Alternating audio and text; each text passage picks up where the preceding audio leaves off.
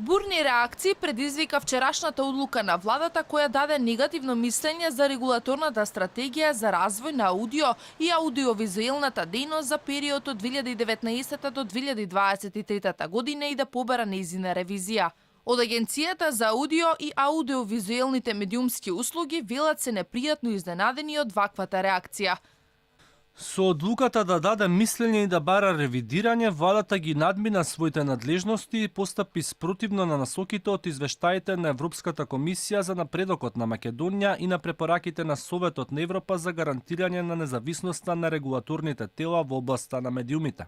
Во клучната препорака на Советот на Европа за независноста и функционирањето на регулаторните тела, јасно и недвосмислено се истакнува дека јавните власти не смеат да влијаат на независноста на медиумските регулатори.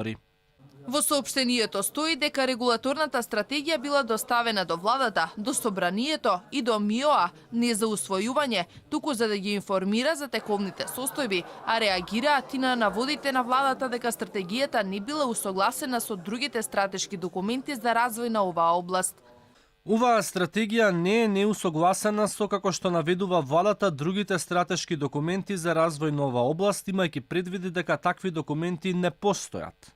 Агенцијата, за да изработи издржана и квалитетна стратегија, во незиното изготвување ги вклучи пошироката експертска јавност, новинарските здруженија, граѓанските организации од сферата на медиумите, преку учество во бројни одржани состаноци и јавни расправи. Оттаму додаваат дека препораките од Брисел се токму за да се спречат вакви, како што ги нарекуваат упади на извршната власт во работењето на регулаторите.